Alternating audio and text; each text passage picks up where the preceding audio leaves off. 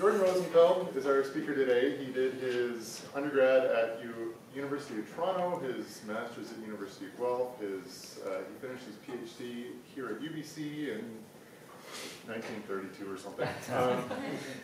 And since then he's worked for the Ministry of Environment. And he works on an exasperating array of things. He does stream ecology, working on bugs and fish and bioenergetics of those fish and production, those sorts of things. He works on metabolism in a variety of different salmonids, all kinds of crazy stuff. Okay, well thanks for coming everybody. So today I'm going to be talking about reshaping societal expectations, 4 reasons why mature economies should converge on zero economic growth. So this isn't actually anything I particularly work on, right? But I thought I'd give a talk on this because I wanted to do something different, because I think it's really important. It's a big issue that people don't really see. It's kind of like an elephant in the room, right? So what you're going to get today is, first caveats, I'm not an economist. What I can present are my personal views and opinions, and they don't represent the agency I work for. Hells yeah. So that's a bit of background, or a bit of preamble. So here's the background context for my talk. So in the 1970s, a report came out called The Limits to Growth, and it was put out by a bunch of people who are called the Club of Rome. And most of the people in this room won't remember this because you probably weren't born. There's a couple of people who probably do. And at the time, this was actually a pretty big deal. And this report spurred a global debate on Malthusian population limitation. And sometime after, it was also followed by the Brundtland Commission, which was a UN-based commission, and it came up with the idea, or at least popularized the idea of sustainable development. But these were really a big deal at the time, and there was a burgeoning awareness, especially associated with the limits to growth, that there could be ecological limits to growth. And this was widely discussed in society and politically too.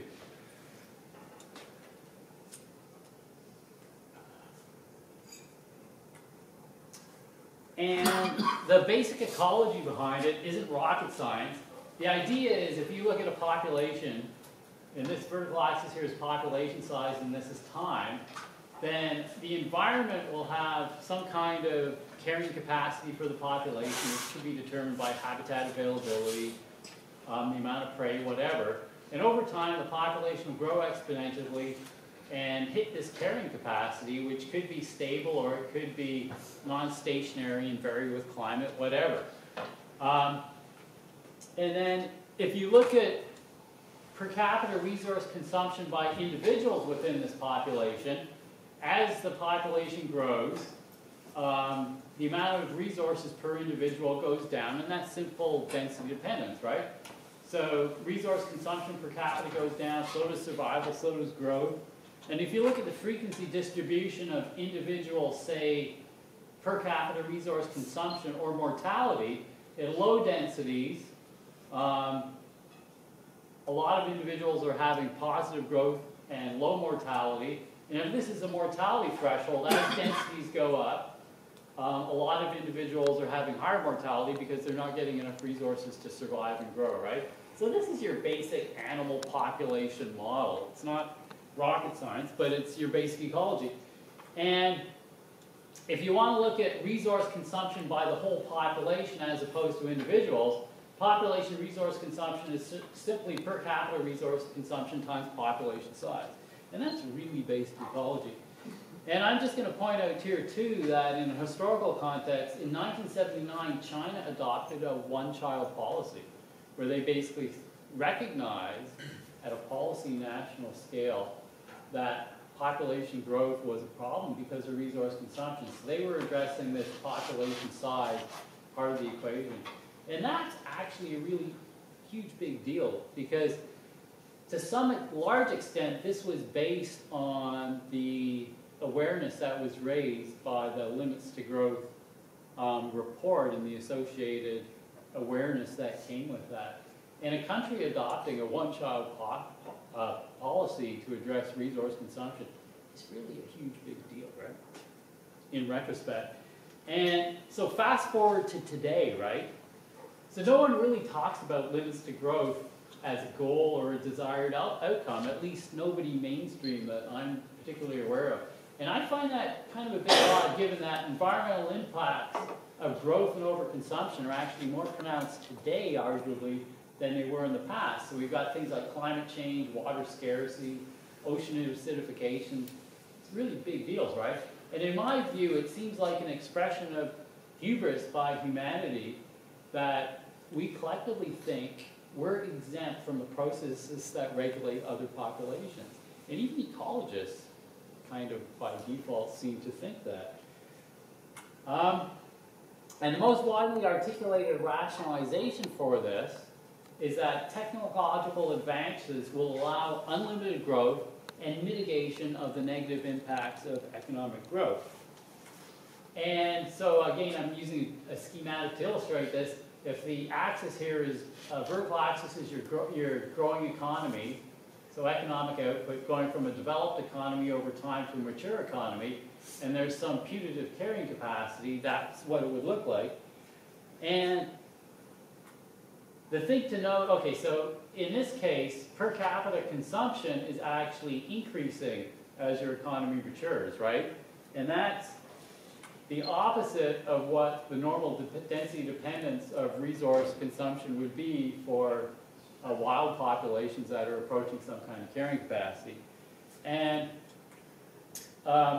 this is due in large part to technology, which allows us to really increase the resources that we can extract from the environment as our economies mature.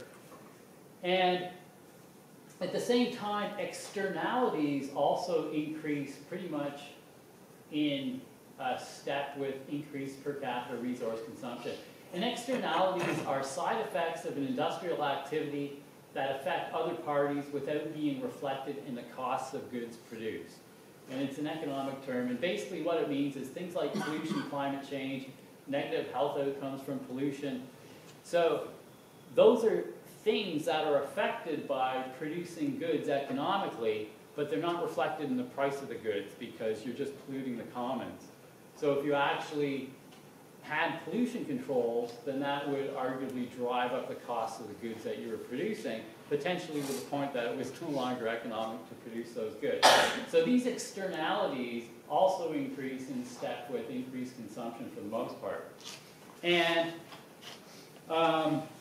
the way people rationalize dealing with that is that, well, technological advances will allow us to minimize these externalities so that that'll minimize the costs of economic growth. And to some extent that's true. Improved technology has allowed us to reduce pollution to some extent and things like that. But arguably, increased technology really has failed to address a lot of major externalities, like things like climate change. CO2 is still growing through the roof despite really large increases in technology.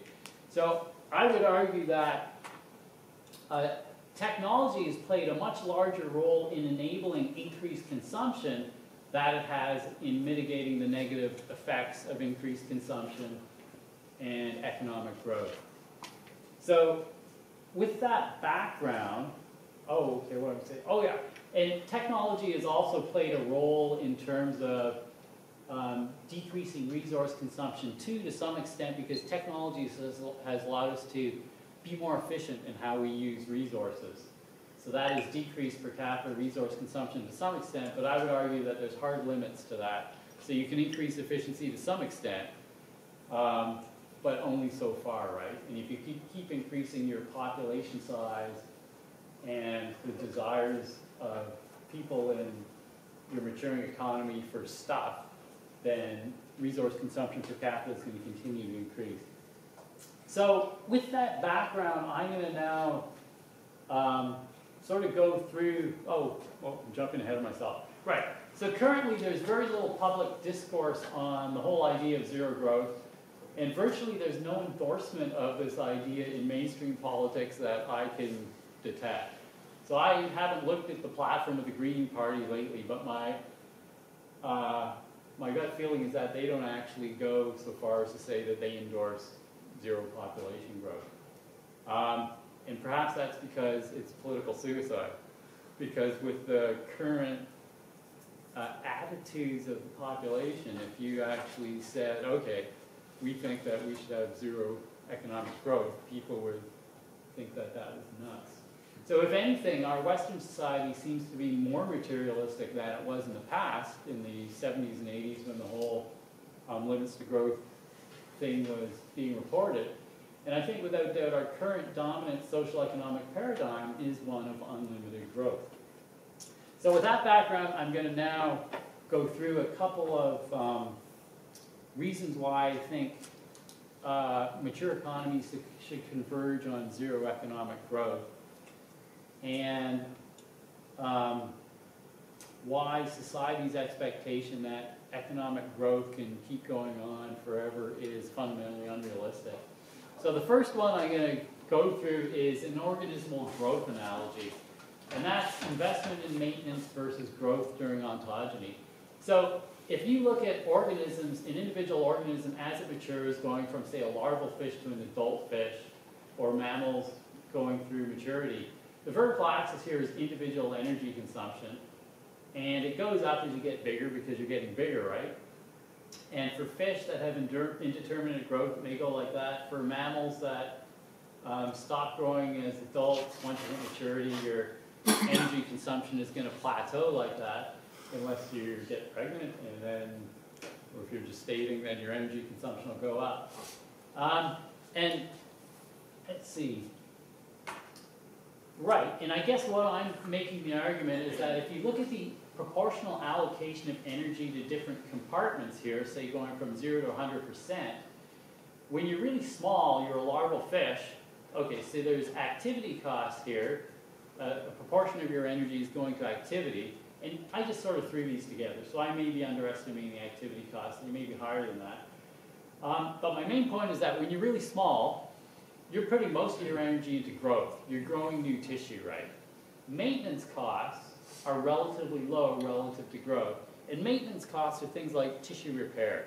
So we're all constantly sloughing off skin and replacing it, or we're repairing damaged DNA and things like that, or if you scratch yourself, you're repairing that. But maintenance costs tend to be low relative to growth because when you're small, you don't have that much actual biomass to maintain, and you're putting a lot of energy into making new biomass. Once you hit maturity, you start putting energy into reproduction. If you're a mammal, then essentially you're stopping your actual growth, and most of your energy then relative to growth is going into maintenance. So basically maintaining your existing infrastructure. For fish that keep on growing, indeterminate growth, they're still putting energy into growth, but there's a lot going into maintenance. And if you look at consumption per gram of tissue, it actually goes down as organisms get bigger, as they reach adulthood. But my main point here is that there's a transition through ontogeny. So if you look at the ratio of growth, investment in growth to maintenance, it transitions from investment in growth to investment in maintaining your body tissue, and also in reproducing, of course. And I guess I'm making an analogy there with human economics. So if this is a developing economy over time going to a mature economy, this hypothetical axis here is your investment in infrastructure. As you go from a not a very mature economy, you don't have a lot of infrastructure. You've got yurts and stuff like that. I'm stereotyping, right? But as you become an economy like ours, we've just got a huge investment in infrastructure. Buildings, roads, sewers, hospitals, you name it. And I'm arguing that the costs of maintaining that infrastructure are huge, and in principle, they should actually depress growth as infrastructure builds over time. And if this graph here shows same axis, time going to a mature economy, and this is economic growth, and so 2% economic growth would be, exponential, 2% a year, for example. if you weren't putting any money into invest in maintaining your infrastructure, then you'd be taking all your profits and investing them in new investments that would generate new growth. But if you're actually investing that in infrastructure, then it would reduce the rate of growth of your economy, because instead of investing that in new stuff, you're just maintaining your infrastructure. So how much evidence is there for this? Beats the hell out of me. So degrading urban infrastructure and deferred maintenance costs are really common. So you hear a lot that the cost of maintaining urban infrastructure is really high, and that cities are deferring a lot of that. And deferring your maintenance costs, arguably so that you can take that money that you're saving and then invest it in new things that generate more profits, is really a subsidy on your ability to grow as an economy, right? Sooner or later, you're going to have to make those maintenance costs. It's kind of like me not fixing my car and putting it off later. But basically, I'm also saying I didn't do a lot of research to figure out to what extent this is actually true. So I'm advancing this as an idea that makes sense to me. Planners and engineers presumably account for long-term maintenance and replacement costs when they're building infrastructure in principle. I have no idea to what extent that actually goes on. And also, it may be more efficient to replace infrastructure than to actually maintain it. And to look at the organism analogy again, you get aging in animals, right? So eventually I'm going to die. And part of that is because at some stage, as your cells and tissue accumulate damage, the cost of repairing them may be high enough that it's more efficient evolutionarily to invest in reproduction and just start over again. But that being said, one of the main evolutionary forces for reproduction is not necessarily the cost of maintenance, it's because you can reshuffle your genes so that you can adapt to a changing environment over time. So I'm not sure to what extent that's an issue. But it still makes sense to me that increase in infrastructure over time should, and the cost of maintaining that infrastructure should eventually cause your economic growth to slow down and approach zero. So, reasons for expecting decreasing economic growth as economies mature: climate change. So the frequency of extreme stochastic events, it's increasing, and it's leading to greater infrastructure damage. So examples of this: the Calgary floods in 2013, big infrastructure damage, big costs of dealing with that. Fort McMurray wildfires, hurricanes in Puerto Rico. So those all cost a lot to deal with. And it does generate a certain amount of economic activity doing the repairs and all that. But presumably, when you're repairing infrastructure and stuff like that, that doesn't grow your economy as much as if you'd taken that money and had invested it in doing something new that could generate more money. So that's the fundamental assumption I'm making. So is this increased frequency of stochastic events real? So insurance companies seem to think so, because premiums for insuring stuff are going up, and presumably they're basing that on real data.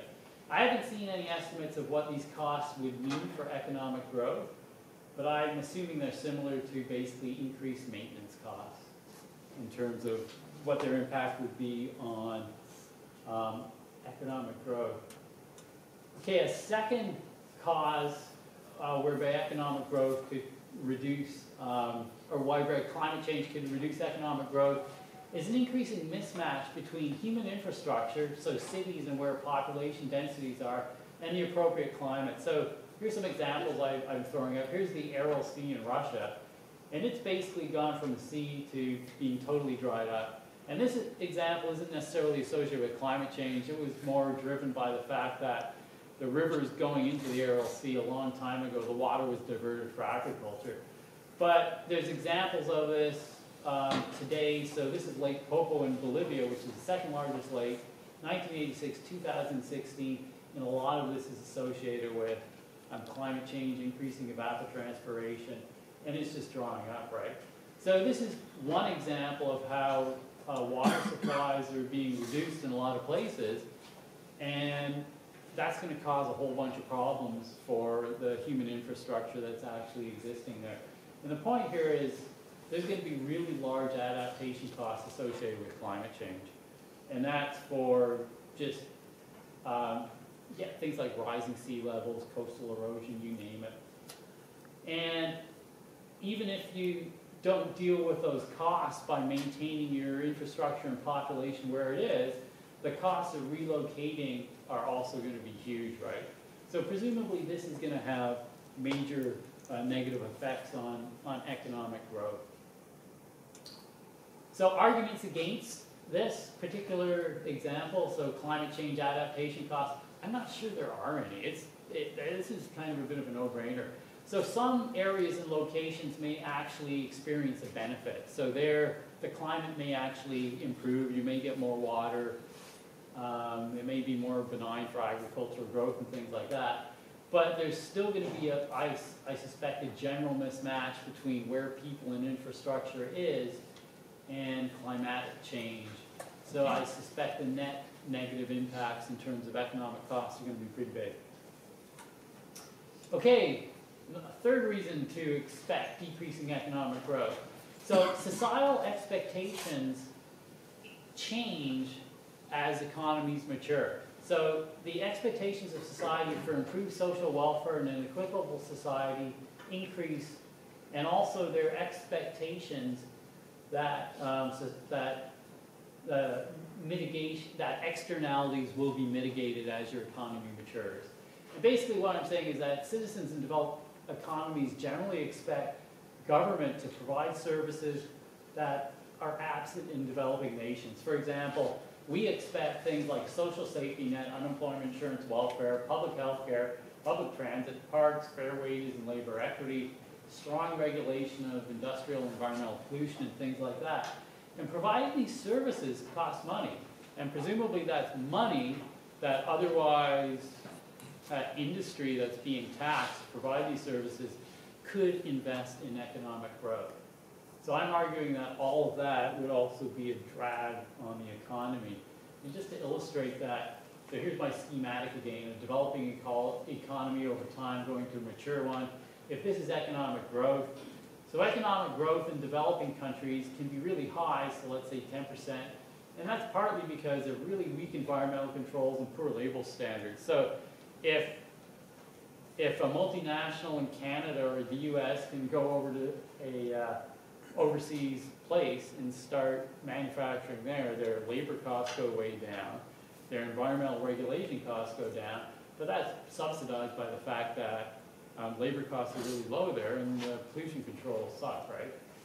And if that didn't change, then presumably as the economy grew, you could maintain really high growth rates like that. And I'm arguing that basically, so infrastructure maintenance costs increase and that reduces your economic growth. If you start investing in universal health care, that also reduces your economic growth. Same thing, environmental protection, et cetera, et cetera, et cetera. So I'm arguing that dealing with these societal expectations that increase as economies mature is going to decrease your economic growth rates. So arguments against social welfare and equity slowing growth. Well, one would be Scandinavian countries seem to achieve positive growth while broadly addressing many social equity and environmental issues, right? So that's a bit of an argument against this. That being said, I'm not sure Scandinavian countries have effectively addressed things like increasing CO2 effectively, right? And another argument is that economic growth actually generates the tax base that you need to provide public services. And to some extent that's true too, but I would also argue that's really just a Ponzi scheme. If that growth results in externalities like climate change that are going to have really much higher cost to society than these services, then it really is just a bit of a Ponzi scheme, right? And I'm just throwing in another example here. So this came out in 2018, I think, in Science. So ocean hypoxic dead zones. So these are zones where we're getting really low ocean oxygen concentration, partly as a consequence of climate change, warming the ocean, but also just nutrient inputs coming in, right? And this is an example of just externalities that are not being addressed, and they're a byproduct of overall economic growth. Okay, so what was number 4? So, reasons to expect decreasing economic growth, number 4. So I've joined your global tax evasion. So there's estimates that 10% of global wealth are in offshore tax havens and they're not being taxed. And so estimates of 500 to 600 billion in annual tax evasion. And I'm arguing that if this was effectively taxed in a mature economy, then presumably it would further reduce economic growth, assuming that this is actually being accounted for in economic growth and that it's actually being reinvested so that it contributes to greater economic growth. And that's a bit of an assumption. If that's not true, then this doesn't really make a lot of sense. So those were 4 reasons that I kind of picked out of a hat. There's probably more. I'm not a genius. I'm sure I missed all sorts. So now I'm going to just cover a couple of what I see as structural problems with economic growth. And one is there's diminishing benefits to the general good as economic growth takes place. So again, here's your growing economy over time. And the idea is that a growing economy represents a rising tide that lifts all boats, right? So even though some people may be getting enormously wealthy, there's this trickle-down effect. So as you get economic growth, even the poor benefit, right? And the idea here is using this frequency distribution again. If this is a frequency distribution of income, and this is in a developing country, and this is in a mature economy, if this is the poverty line, then a lot of people may be below the poverty line. As you get economic growth, then the average income increases, and a lot more people will be above the poverty line. And I kind of messed up these frequency distributions because it should show that the frequency distribution is becoming more skewed towards fewer individuals having really high incomes there. But that's the general idea, right? And intuitively it makes sense. But what I'm arguing is that this becomes less true as your economies get larger. And the illustration of this is there was a report by Oxfam that came out earlier this year. It was released at the time with the Davos convention or workshop in Switzerland. And basically what they found, or a reporter, was that the wealth of the bottom 50% of humanity has actually decreased in the last 5 years, despite the fact that we've had, on average, globally economic growth, right? So these people have not benefited from economic growth in the last 5 years. On the other hand, the top 1% of humanity has more wealth than the rest of humanity combined. And the wealth of these top 1% has increased by 45% during the period where the bottom 50% has actually seen no increase in their wealth, right? So what this is really saying is that the benefits that accrue from economic growth are only being experienced by the ultra-rich, right? So there's a really skewed distribution in the benefits of economic growth. But by the same token, this economic growth is resulting in a whole bunch of externalities that are negatively affecting a lot of people. And the negative impacts of those externalities disproportionately affect poor people, because even though we have floods and things like that that affect us, like a lot of people in Calgary, you know, it really hurts them economically in a whole bunch of other ways. When you get floods in countries that are really poor, lots of people die. So they're actually experiencing negative impacts from these externalities a lot more than we are. So the second structural problem I'm going to highlight with economic growth is that you get societal harm that happens from rising inequality. And there was a really good book that, or I thought it was a good book anyway, it was called The Spirit Level. It was done by a couple of social economists from England. And other people have written stuff on this too. And basically they analyzed income disparity in a whole bunch of countries. And they looked at the social and economic consequences of income disparity. And this just shows, so this is national income per person on the x-axis. And this is life expectancy. It is a function of national income. And it shows what you'd expect, that at the low income end of the range, as you incrementally increase income, you get pretty rapid rises in life expectancy. But then once you get up into developed countries that have pretty high income, like us, you don't see much of an incremental benefit, right? everybody has a pretty high life expectancy. And what they did was they selected this subset of wealthy nations, and they did an analysis where they looked at income disparity within those nations, and then looked at correlations with a whole bunch of other attributes of society. And for example, this is one of them. So here's income inequality going from low to high, and this is an index of health and social problems going from better to worse. And these problems, they include things like life expectancy, homicides, obesity, a whole bunch of things, social mobility. And what you see is a pretty strong positive relationship between, as income equality goes up, then your health and social problems also go up. So Canada is kind of in the middle here. USA has the biggest income inequality, and they've got the biggest problems there. Japan, Scandinavian countries have the lowest inequality, and they've got the lowest problems there. And they did this for a whole bunch of metrics. It's actually very interesting reading. This one's the proportion of people, so it's societies, when you do surveys of your society, the proportion of people that they think they can trust within their society. And again, a strong negative relationship. As income inequality goes down, trust goes down. And I just pulled out another example here. This was the number of prisoners per 100,000 people on a log scale. Again, a strong positive relationship. As income inequality goes up, you've got way more people in prison. So this is correlative data. So you need to take a grain of salt in terms of how you interpret the causation.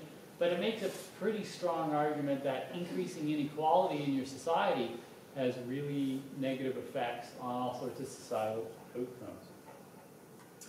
Okay, so potential solutions. So I would say increasing equity within your society in terms of wealth distribution. I would argue that it can be a substitute for economic growth. So you can argue that increasing economic growth is good for society because it raises all boats in terms of the benefits to everybody in your society. Even ABO's report doesn't really support that. But I would argue that if you don't have economic growth, but you just increase income equality by decreasing that disparity, then you'll have really large positive outcomes for your society because of the benefits of that are associated with increased income equality. So again, I'm arguing that increased income equality is really a substitute for the benefits that you can get from economic growth, to some degree anyway. And another potential solutions are to stimulate sectors of the economy that are minimally consumptive, and to try and suppress consumptive parts of your economy. So the question is, are there sectors of the economy that you can grow that'll have minimal negative impacts, externalities? So things like, say, arts, theater, sports, literature, those, relatively speaking, could be less resource consumptive than other economic activities. So services like, say, I'm pulling this out of a hat, seeing a physiotherapist, right? Doesn't require that much resources. You're really paying for services. So things like tree planting, habitat restoration, that's actually addressing some of these externalities, recycling, etc. So I just pulled up a bunch of those. But they're things that can generate economic activity, but may minimize resource consumption externalities. And the real question is, to what extent can you decouple economic growth and resource consumption? Okay, so, right, and the last potential solution I'm saying is a changing societal values. So basically our society is really materialistic, and I think that drives, well, that drives a lot of our resource consumption, right? And the externalities that are associated with it. So the question is, how do you reduce these externalities? And so again, per capita consumption goes up as your economy matures rather than going down, which is what you want if you're going to have density-dependent regulation. And it's due to technology, which is driving up our ability to acquire resources. And because technology has released us from these density-dependent constraints that wild populations are subject to, I would argue that we need to, as a society, impose something that's going to substitute for those constraints that wild populations are subject to. And I'm arguing that we need to replace these extrinsic constraints with deliberate cultural value-based ones. So we need to recognize the problems that exist with excessive materialism and ideally alter the values of society so that we can work towards reducing our consumption. And sure, you could make all sorts of arguments about how difficult or realistic that is from a social society standpoint. But I guess my argument would be that a change is possible, and we regulate a whole bunch of activities that, as a society, that, and society accepts that, right? So conclusions. As a society, we need to question the paradigm of unlimited growth. This will mean deliberately re-examining societal goals and values and having an informed public debate on the issue. And I would like to see that at a political level. So government and leaders need to stop effectively, in my view, misleading the public that unlimited growth is compatible with long-term sustainability. And as a partial solution, we need to adopt strategies that reduce income inequality as a substitute for economic growth. So yeah, that's my talk. And if anybody has any questions, then have at it.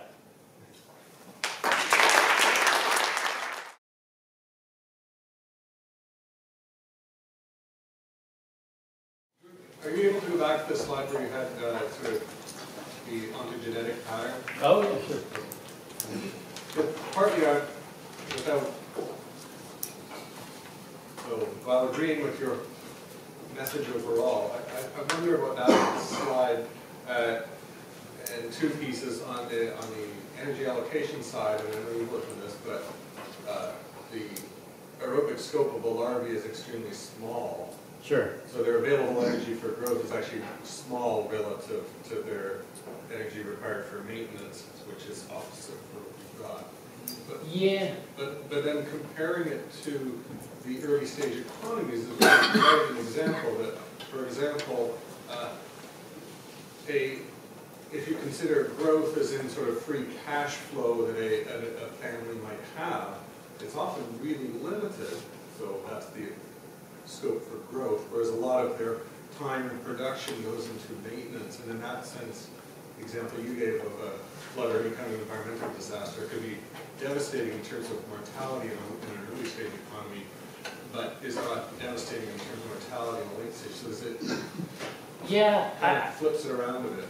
I guess. So I would think, I was thinking more in terms of infrastructure. So I was making the analogy between, so as an organism, my infrastructure is just my body tissue, right? My body mass. And I think of a developing country and what they experience in a flood. So it could be devastating, but the cost of replacing their infrastructure, your house, if it's like a yurt, might not be as, it's something that they could do without having as big a drag on their economy, I guess. But I may be being like, scale, the available dollars to do so are much more limited, so that I mean, they've never heard of insurance. Potentially, yeah. Carl. Well, that's sort of, I guess that's sort of like counterpoint to that, but also a question about another question after. So I guess, like, yes, I suppose like household dollars are more limited, but that's about kind of like a portion of their income.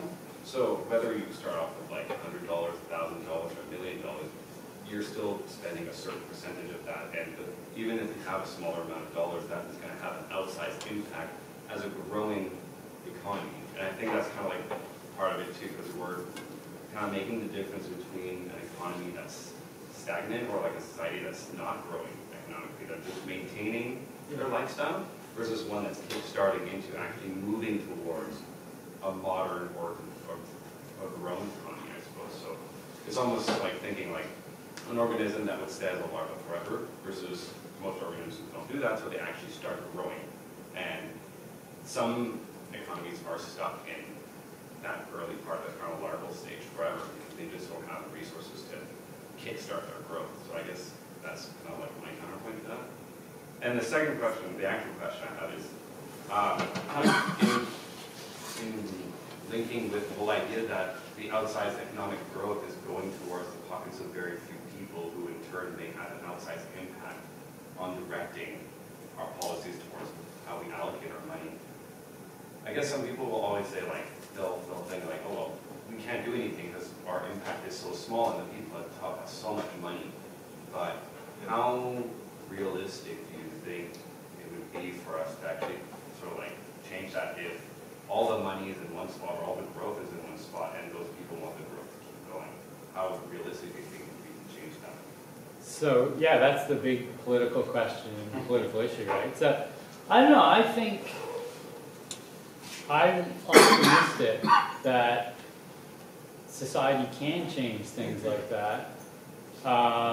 It requires having a really informed public and basically making sure that the governments you elect reflect the public interest and they can override the interests of the people who have tremendous interest because they've got so much money. And there's reasons for being optimistic and there's reasons for not being optimistic. So reasons for being optimistic are that you do see big social change in a whole bunch of ways. So, I don't know, women couldn't vote 100 years ago, right? And that was a big fight. Gay people couldn't get married 20 years ago. That was a big deal. But then you look at things like the United States, right? And the people who are in that 50%, the low-income people who are not benefiting from economic growth, elect somebody who's perpetuating the system that's keeping them there. So that is not encouraging in terms of having an elected, informed population that's going to change things. So I guess that's my answer to that. Carl. So last year, one of the keynote talks at the CSCE, the Ecology and Evolution Conference, was from a human demographer. And he put up a couple of very interesting graphs, in particular one of GDP or GNP growth in various countries and population growth. And what he showed is that per capita GNP is dead stable over time in most nations. So, and because GNP per capita is basically consumption, your arguments about per capita consumption in relation to population size and so on are wrong. Okay. The per capita consumption rates are staying about the same. Now, I would argue that if you start shifting income distributions towards less wealthy people, I'd argue that really wealthy people don't actually consume a whole lot per capita per unit of income. They buy little teeny luxuries.